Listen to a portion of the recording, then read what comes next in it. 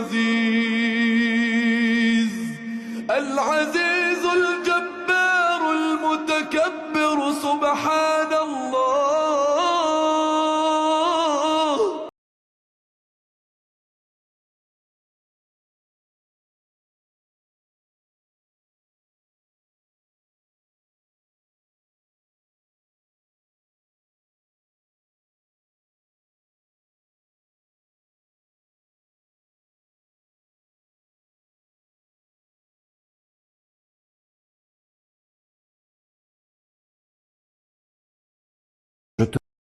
Tu te rends compte qu'on te fait croire que tu peux acheter un lopin de terre, mais si tu payes pas tes impôts, on te le reprend. Ton terrain ne t'appartient jamais.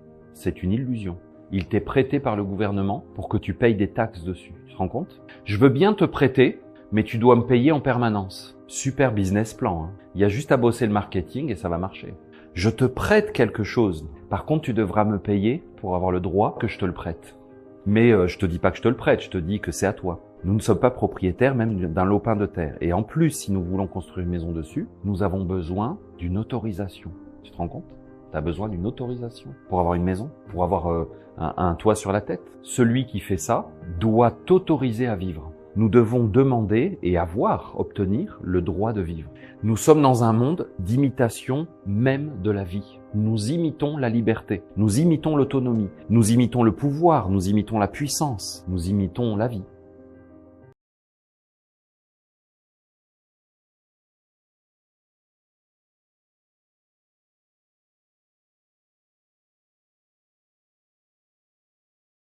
Arrêtez!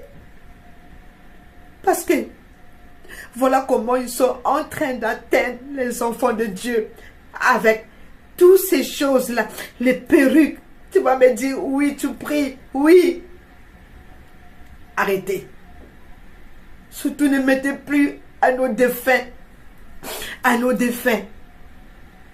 les perruques.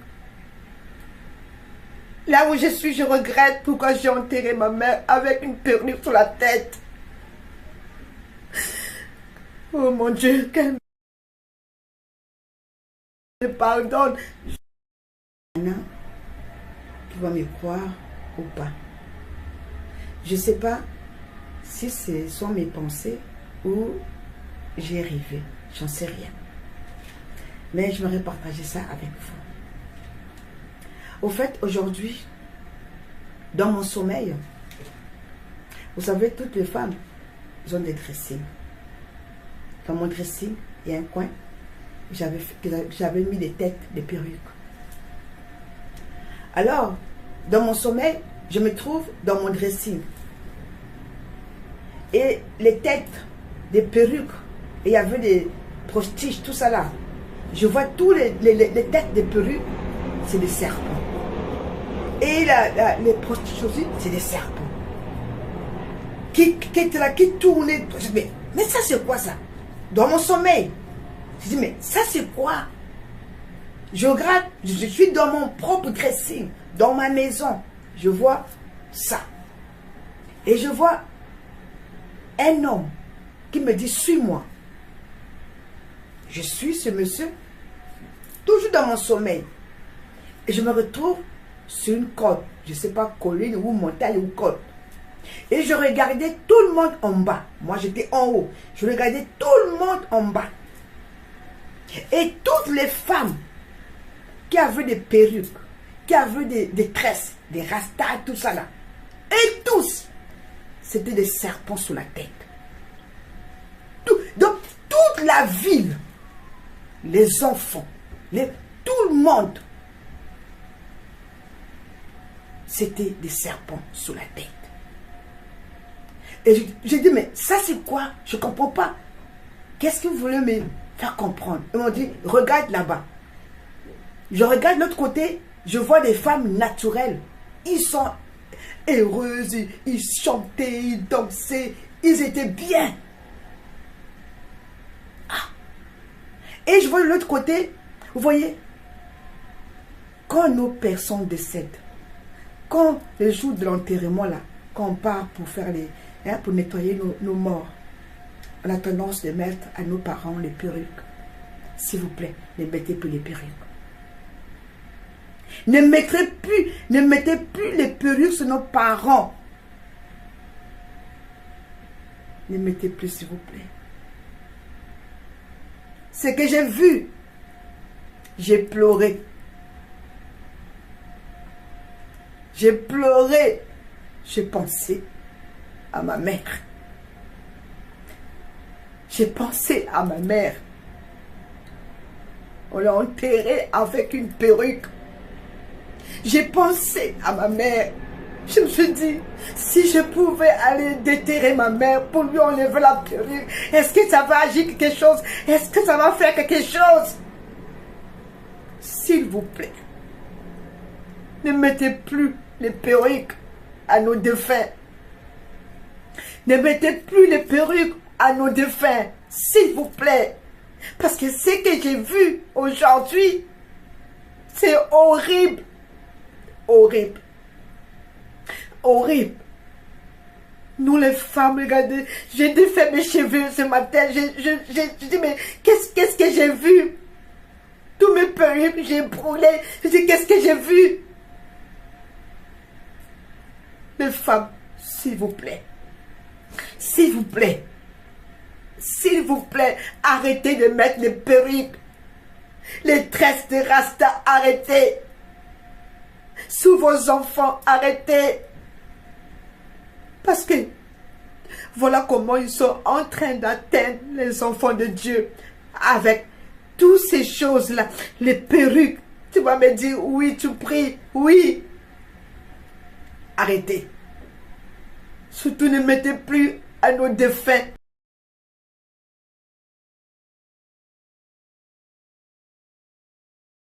Et adopteront cette religion, c'est mieux pour eux, pour le salut de leur âme, entre parenthèses. Lever le sang des enfants. Pas moi, mon père. Ah, votre père. Mon père a fait fusiller au Maroc des gens qui avaient des militaires français en plus. Hein. C'était pas les Marocains, hein. C'était des militaires français à Marrakech qui avaient des souterrains. Et dans les souterrains, on a trouvé 400 cadavres d'enfants, 400 morts, à qui on avait prélevé les organes, la viande, tout, on avait tout pris chez eux, mais le sang en particulier. Les gens, ils pensent que c'est tout nouveau, mais non, l'adrénochrome, ça existe depuis, en tout cas depuis 1940. Bonjour Gérard Fauré. Bonjour. Et bienvenue à l'émission Esprit français. C'est la deuxième fois, hein, oui, on se connaît déjà. Oui, on a fait une très belle émission la dernière fois. Tout à fait. Et merci de nous recevoir chez vous. C'est un plaisir. C'est un plaisir, un vrai plaisir, franchement. Merci. J'aime bien faire des émissions avec des gens comme vous. Vous êtes très posés et vous avez beaucoup de choses à dire et à m'apprendre.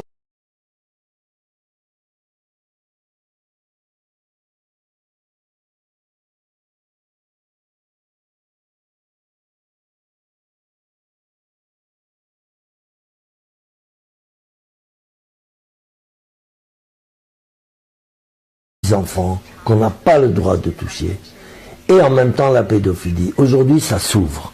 J'ai commencé il y a 2 ans en participant à un procès contre Yves Saint-Laurent et Pierre Berger, les plus grands pédophiles de France. Des gens qui ont développé la pédophilie jusqu'à l'extérieur de nos frontières, c'est-à-dire jusqu'au Maroc, Marrakech en particulier.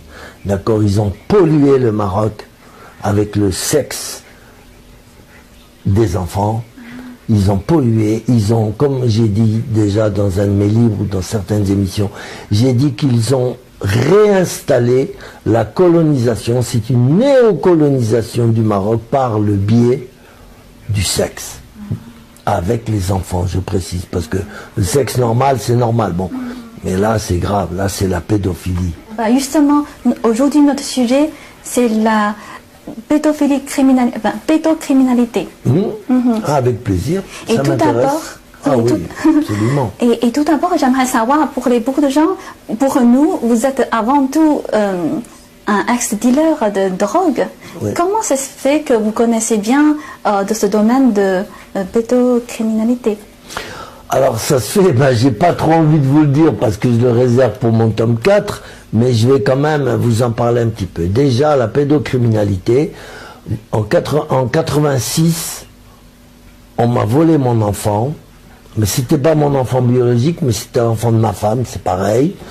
Il avait 8 ans, à Paris, on l'a violé pendant 5 jours, d'accord. Et le salopard qui a organisé ça, je le dénonce dans mon futur livre, je donne son nom et le nom de ses collaborateurs et l'endroit où tout ça s'est passé. C'était cet homme-là, il est vivant encore aujourd'hui, mais il se cache en Thaïlande, d'accord, il est en cavale comme on dit, et il n'ose plus venir ici parce que déjà il sait que si moi je l'attrape, je vais lui faire du mal, d'accord. On pourrait dire que c'est l'équivalent de Epstein. Vous connaissez Epstein? D'accord? C'est le plus grand pédophile du monde, c'est le plus grand salopard du monde, qui vendait des enfants dans une île, qu'il avait une île à lui et tout ça.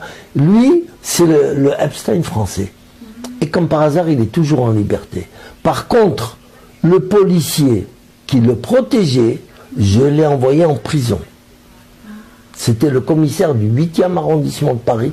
J'ai réussi à le faire envoyer en prison, il a pris 8 ans de prison.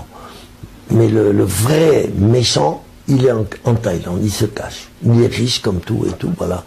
Et donc, déjà, j'ai eu ce début-là. Parce que, si vous voulez, ce monsieur, le mot monsieur, c'est trop pour lui. Je dirais ce bâtard, ben, parce que ce salopard, on va dire, hein, il avait un hôtel 5 étoiles à Paris, aux Champs-Élysées. Et il allait en Brésil chercher des petits-enfants avec les mamans. Avec les mamans. Il les emmenait en France et au-dessus de son hôtel, tout en haut, il y avait des chambres, ce qu'on appelle des chambres de bonne, des chambres. Il les aménageait, il y avait salle de bain, petite cuisine, il y avait un lit et tout ça. Et la femme, avec son enfant, elle vivait là-bas. Et lui, il recevait que des clients d'Arabie Saoudite et de Qatar et des gens très riches qui viennent et qui partent aussitôt, voilà. Mais il avait aussi des clients français, beaucoup même. Et donc, quand un client voulait un enfant, on lui présentait, on lui disait faites votre choix, d'accord. Il disait bah je veux cet enfant, allez hop, on le mettait dans sa chambre, la chambre du client, et avec la cocaïne. On donnait du GHB, c'est-à-dire la drogue du violeur, on donnait au petit enfant pour qu'il ne comprenne rien. Il ne sait pas ce qui se passe. On peut faire tout ce qu'on veut avec lui, il ne sait pas. Et quand c'est fini, il oublie tout. Ça s'appelle la drogue du violeur, le GHB. C'est une drogue terrible. Lui, il utilisait ça. Donc, et puis la mère, eh ben, elle touchait de l'argent, voilà, elle disait rien comme ça, voilà. Hein? Après, la mère, oui, la mère, elle disait rien, ben, on l'a payé. Même les employés de l'hôtel, c'était des gens, des Français. Moi, je leur disais, mais pourquoi vous dénoncez pas ça à la police? Ah, on gagne trop d'argent, on peut pas, on va perdre notre...